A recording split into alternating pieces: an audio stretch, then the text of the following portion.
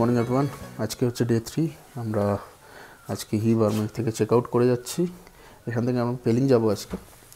আর পেলিং যেতে যেতে যেই ডেস্টিনেশনসগুলো পড়বে মাঝখানে সেগুলো দেখতে দেখতে যাব। আজকে কী প্ল্যান আছে সেটা আমি ব্রিফে একটু পরে যখন আমরা গাড়িতে উঠবো তখন বলবো। আর আজকে ওয়েদারটা ভালো, আজকে মোটামুটি মেঘটা কেটে গেছে, সূর্য দেখা যাচ্ছে, কিন্তু আপাতত এখান থেকে কাঞ্চনজঙ্ঘার ভিউ তো নেই। আমি জানি না এখান থেকে দেখা যাওয়ার কথাও কি কথা না। ঘরের বাইরেই আমাদের এরকম ভিউ ছিল, যেটা আমরা কালকে মিস আউট করেছিলাম মেঘের জন্য। কালকে দূরের পাহাড়গুলো দেখা যাচ্ছিল না, কিন্তু আজকে দেখা যাচ্ছে।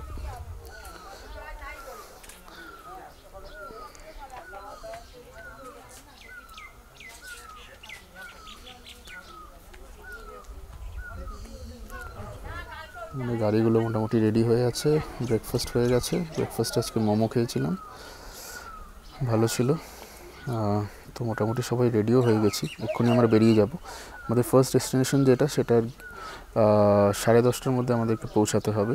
আর ট্রিপে কোথায় কোথায় যাচ্ছি, কী জায়গা দেখছি, সেগুলো ডেসক্রিপশন গাড়িতে উঠে আমি আপনাদের দেবো। আমরা বেরোচ্ছি বারময়িক থেকে। আজকে আমরা পেলিং যাচ্ছি, আর পেলিং যেতে যেতে যে কয়েকটা প্লেসেস রাস্তার মাঝখানে পড়বে সেগুলো দেখতে দেখতে যাবো। ছায়াতাল বলে একটা প্লেস আছে, সেটা দিয়ে মোস্ট প্রবাবলি আমরা স্টার্ট।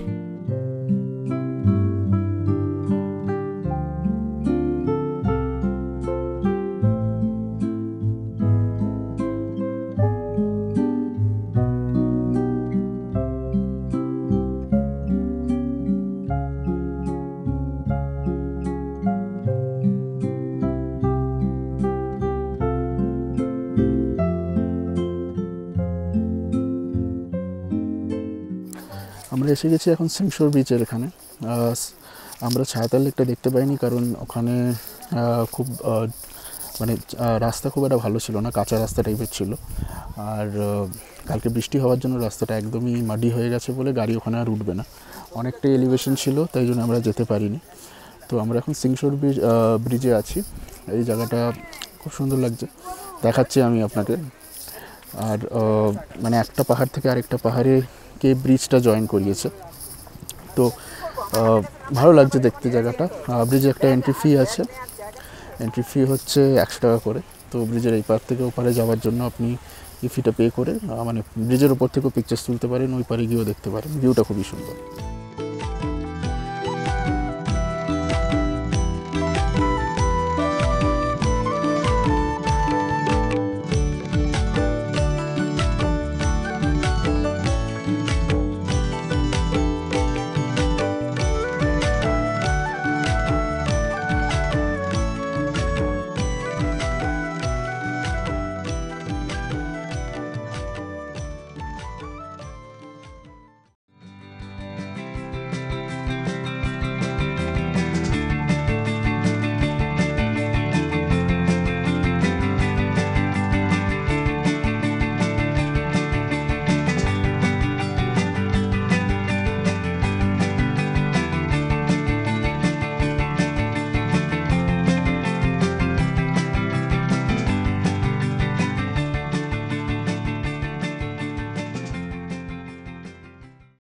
পুরোপুরি অফরোড, কিন্তু এই রাস্তাটা অ্যাকচুয়াল রাস্তা নয়, বাট একটা বড় ব্রিজ হচ্ছে, তার জন্য এটা একটা অল্টারনেট রোড, সেটা দিয়ে এখন যাতায়াত করছে গাড়িগুলো। তো এখন আমাদের নেক্সট ডেস্টিনেশন আমরা যাচ্ছি সাঙ্গে ফলসে।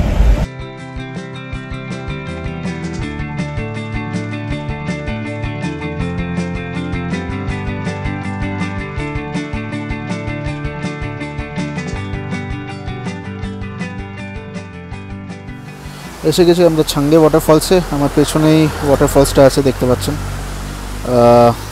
এটাকে আরও ভালো করে আমি দেখাচ্ছি, কিন্তু এটা সেরকম আহামরি না যতটা এক্সপেক্ট করেছিলাম। জাস্ট এটা নর্মাল ওয়াটারফল, অনেক ওপর থেকে পড়ছে, কোনো স্পেশাল কোথাও যেতে হয়নি। রাস্তার জাস্ট মাঝখানে আমরা দাঁড়িয়ে গেছি, আর এখান থেকেই বলছে এটাই ছাঙ্গে ওয়াটারফলস। নেক্সট কোথায় যাব আমি জানি না, সেটা দেখা যাবে। আমাদের প্ল্যান ছিল হোটেলে এরপরেই শিফট করে যাওয়ার, কিন্তু আজকে আমাদের যেহেতু আরও টাইম আছে দিনে, তো আমরা হয়তো আরও কিছু ডেস্টিনেশন যেরকম গ্লাস ব্রিজ বা এরকম কিছু ডেস্টিনেশন কভার করব। তো যেতে যেতে আমরা সেটার কথাও বলবো, আর যখন যেখানে পৌঁছাবো সেটা নিয়ে তখন সেটা ডিসকাস করব।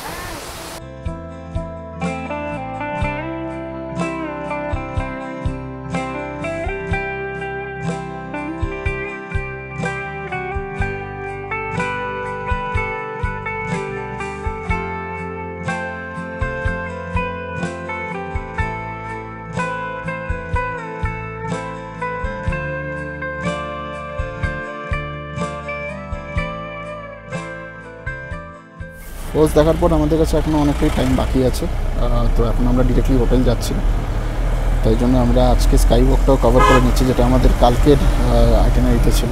যাতে এটা খুব একটা হাইটে না, মানে পাহাড়ের ওপর একটা প্ল্যাটফর্ম টাইপের বানানো আছে, তার মধ্যে তার উপর স্কাই ওয়াকটা রয়েছে অনেকটা এরিয়া জুড়ে। তো টিকিটস শুনেছিলাম 100 টাকা, গিয়ে দেখা যাবে কত টিকিটস। তো আপাতত সেখানেই যাচ্ছি, এখান থেকে মোটামুটি ওটা 20 কিলোমিটার্স মতন। তো স্কাই ওয়াকটা দেখে তারপরে যদি আমাদের আরও টাইম থাকে তাহলে আরও কোথাও যাবো, আর না হলে আমরা হোটেলে চলে যাব লাঞ্চ করতে। লাঞ্চ করার পরে যদি আবার টাইম থাকে আমরা আরও কোথাও হতে পারি।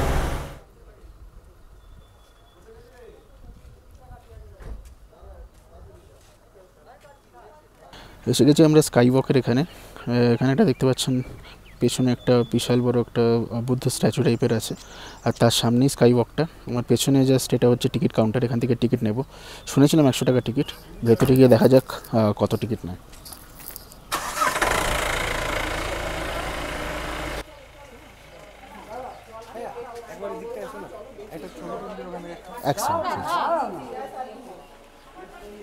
এটা টিকিট কাউন্টার, এখান থেকে টিকিট কেটে ভেতরে ঢুকতে হবে আমাদের।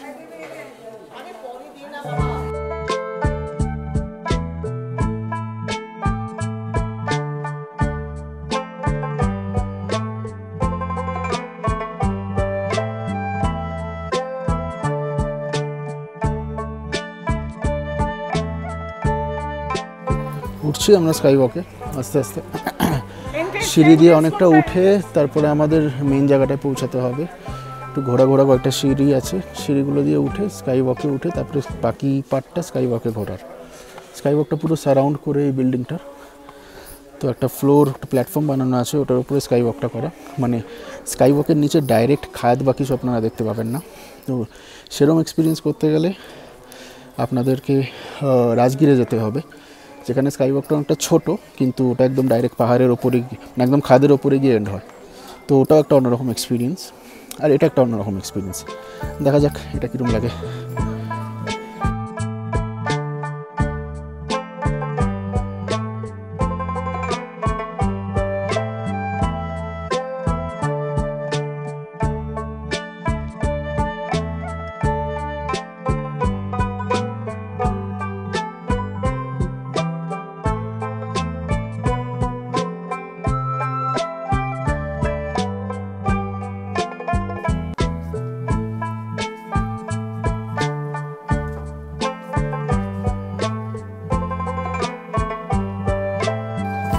এখানে সবাই জুতো ছাড়ছে, জুতো ছাড়ার একটা স্পেস আছে এখানে, কারণ স্কাই ব্রিজে ওঠার সময় বা যে কোনো গ্লাস ব্রিজে ওঠার সময় জুতো ছাড়া খুবই ইম্পর্টেন্ট, কারণ না হলে জুতো পরে যদি আপনি ওটার উপর ওয়াক করেন তাহলে জুতোর পুরো ছাপ পড়ে যাবে ব্রিজটার ওপর, আর যে ক্ল্যারিটিটা থাকে যেটার জন্য আপনি পুরো নিচে ক্লিয়ারলি দেখতে পাবেন সেই জিনিসটা আর থাকবে না। তো আপনাকে কি করা হবে, একটা ট্রান্সপারেন্ট একটা ওই শক্স টাইপের দিয়ে দেওয়া হবে, যেটা পরে আপনি ব্রিজের ওপর হাঁটবেন। লেফট সাইড আমাদের ব্রিজটা স্টার্ট হচ্ছে, এবার আমরা উঠবো, উঠে দেখাবো কীরকম এক্সপিরিয়েন্স এখান থেকে।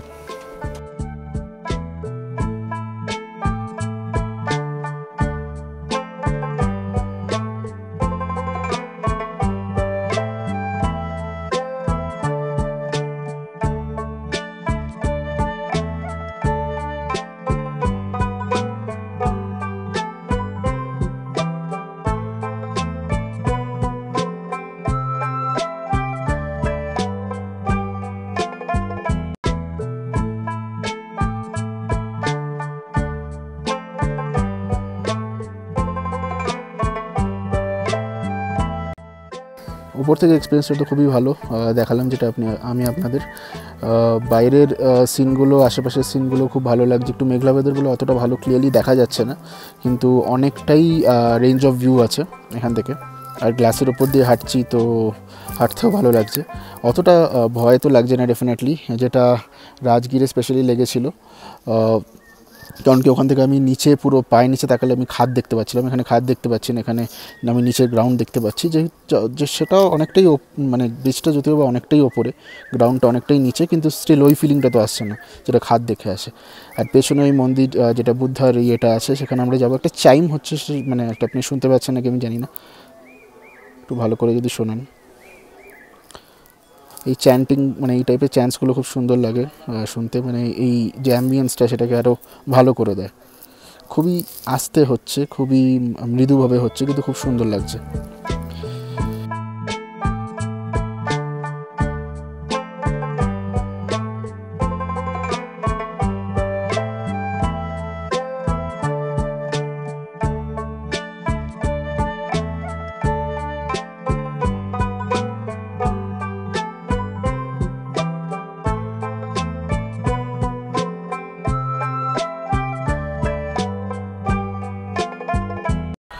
অনেক উঁচু সিঁড়ি, অনেকক্ষণ টাইম লাগবে যেতে। জানি না কটা স্টেয়ার্স আছে, দেখে তো মনে হচ্ছে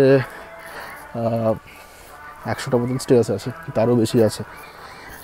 তো একটু রেস্ট নিয়ে নিয়ে উঠবো, কিন্তু ওখান থেকে ভিউটা আরও বেটার হবে, এটা এক্সপেকটেশনস।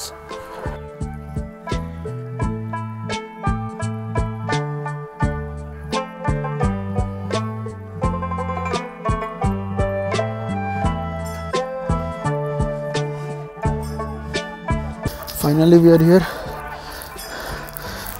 আমার অবস্থা দেখতেই পাচ্ছেন, এক নাগারে উঠেছি, রেস্ট নিই, বাট ইটস নট রেকমেন্ডেড। একটু রেস্ট নিয়ে উঠবেন। বাট আমি তাড়াতাড়ি পৌঁছাতে চাইছিলাম বলে খুব তাড়াতাড়ি উঠেছি। এখান থেকে বোঝা যাচ্ছে না জিনিসটা কতটা উঁচু, এটা আমি শুনেছিলাম 150 ফুট উঁচু মতন। এখানে এত সামনের অ্যাঙ্গেল থেকে বলে বোঝা যাচ্ছে না, বাট যেখান থেকে উঠে এসেছি সেখান থেকে অনেকটাই ডিস্টেন্স উঠেছি। নেক্সট আমি আপনাদেরকে যেখান থেকে উঠেছি সেই জায়গার ভিউটা দেখাবো, আর আশেপাশে পাহাড়ের ভিউ এখান থেকে কেমন লাগছে সেটাও দেখাবো।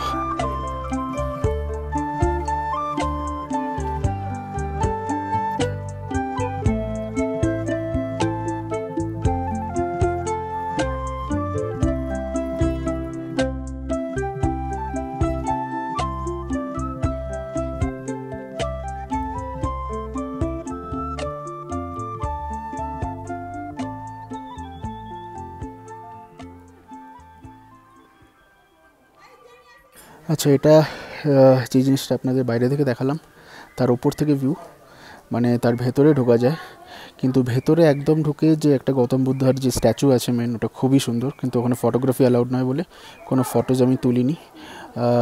অনেকে তুলছিল, বাট আপনারা কেউ যদি ব্লগিং করতে আসেন তো আমি রিকোয়েস্ট করবো যে এই জিনিসগুলোর একটু মানে মেনটেন করে চলবেন। যেখানে ফটোগ্রাফি অ্যালাউড না সেখানে ফটোগ্রাফিটা প্লিজ করবেন না, because we should follow there rules, কারণ কি আমরা ওদের জায়গায় ঘুরতে এসেছি। বাট এনিওয়েজ, ওপর থেকে ভিউটা খুবই সুন্দর। ওপর থেকে আরও প্যানোরামিক ভিউ আমি পাচ্ছি। আমি কয়েকটা প্যানোরামিক শটস নেওয়ার চেষ্টা করব, আর সেগুলো মানে দেখাবো আপনাদেরকেও। তো এই জায়গাটাও গোল টাইপের একটা জায়গা, ঘুরে ঘুরে আমি দেখব আর বাকিটাও দেখাবো।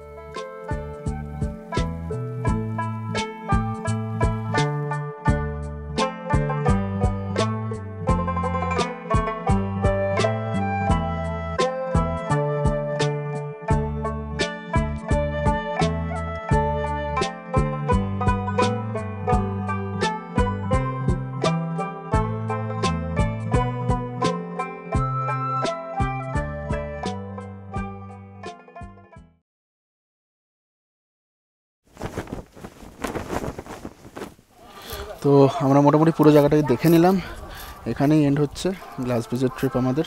নেক্সট যেই ডেস্টিনেশনে যাবো সেই জায়গার আবার কোথায় যাবো সেটা এখন জিজ্ঞেস করতে হবে ড্রাইভারকে, সেই অনুযায়ী আমি আমার প্ল্যানটা বলবো। এই জায়গাটাকে রিভিউ করতে গেলে জায়গাটা তো খুবই অসাধারণ জায়গা, ডেফিনেটলি যদি আপনারা পেলিং প্ল্যান করেন তো এটা তো একটা মাস্ট ওয়াচ প্লেস, তো ডেফিনেটলি আসবেন, একদমই মিস করবেন না। Glass bridge is not that scary, মানে এখানে নিচে দেখলে অতটা ভয় লাগছে না, বাট ওভারঅল যে এক্সপিরিয়েন্সটা, স্পেশালি যেটা ওই ইয়ের ওপর থেকে যে ভিউটা, ইটস আউটস্ট্যান্ডিং। মানে এক্সপিরিয়েন্স না করলে কোনোদিন বুঝতে পারবেন না, পিকচার্স দেখে বুঝতে পারবেন না, তো ডেফিনেটলি এখানে আসবেন।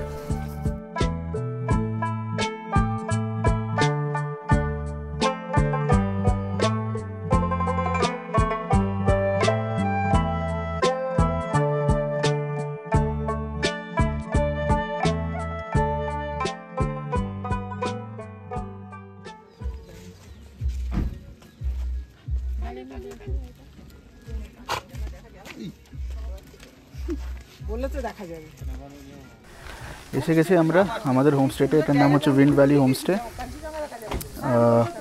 এটা লোয়ার পেলিংয়ে, আর এখান থেকে কাঞ্চনজঙ্ঘার ভিউ তো আছে, কিন্তু এখন ক্লাউডি বলে দেখা যাচ্ছে না জায়গাটা। এটা একটু কাইন্ড অফ আউটস্কার্ট পজিশনে পেলিংয়ের, একটা জঙ্গলের মাঝখানে। আশপাশটা খুবই সুন্দর। এখানে দুটো সুন্দর সুন্দর ডগিজও আছে, যাদেরকে দেখাচ্ছিলাম এক্ষুনি। তো ওদের সাথে ফ্রেন্ডশিপ করলে ভালো লাগবে, ভালোভাবে টাইম স্পেন্ড হবে। এবার দেখি আমরা এবার লাঞ্চের জন্য যাব। আজকে মোস্ট প্রবলি আর কোথাও ঘোরা হচ্ছে না। আমরা হোটেলে চেক ইন করছি, করে লাঞ্চ করব, লাঞ্চ করে দিন একটু রেস্ট নেব, তারপরে ইভিনিংয়ের দিকে একটু হাঁটতে পারতে বেরোবো হয়তো। দেখা যাক লাঞ্চে কী আছে।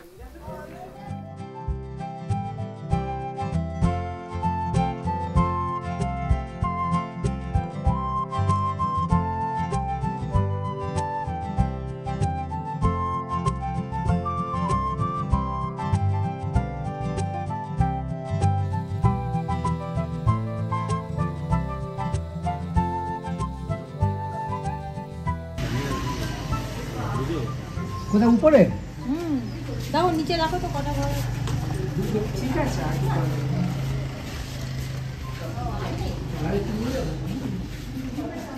রুমসগুলো এরকম টাইপের, ভালোই আছে। এটা 3 বেডের রুম একটা। এখানে একটা উইন্ডো আছে, এখান থেকে বাইরের ভিউ দেখা যাবে। আর সামনে ব্যালকনিও আছে, আর ওপরে ছাদের ওপর থেকে ওইদিকে ভিউ দেখা যাবে। ছাদের ওপর থেকে অনেক ওপেন। ছাদেও 2-3টে ঘর আছে ওদের, ওগুলো হওয়ার জন্য একটু আগে বুকিং করতে হয়। তো এনিওয়েজ আমাদের যে এজেন্ট বুক করে দিয়েছে সেই হিসেবে আমরা ওই ঘরগুলো পেয়েছি। আর আমাদেরই অন্য লোকেরা থাকছে ওখানে। বাকি আউটস্কার্টস বলে খুব সুন্দর জায়গাটা।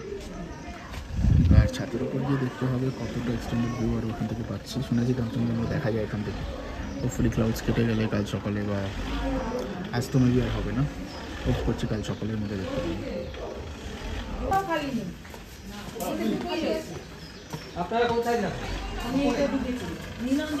ছাদ থেকে ভিউটাও ভালোই, মানে রুফটপ কাইন্ড অফ। এখানে খাওয়ার জায়গা বাগাও আছে, মানে দুপুরের খাবার বাবার আপনারা এখান থেকে খেতে পারেন। এখানে টেবিল চেয়ার অ্যান্ড অল করা আছে। এখানে আশেপাশে গার্ডেন টাইপেরও আছে, ফ্লাওয়ার্স আছে, ক্যারাম বোর্ডও রয়েছে এখানে।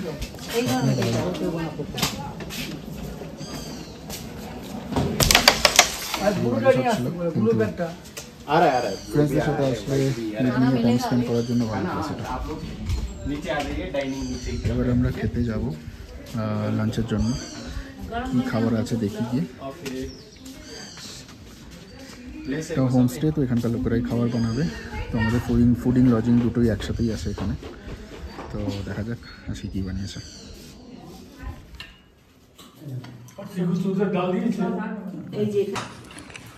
খাবারে রয়েছে ভাত, পাঁপড় ভাজা, ডিম, বাঁধাকপির সবজি আর ডাল, আর তার সাথে সাথে আচারও রয়েছে।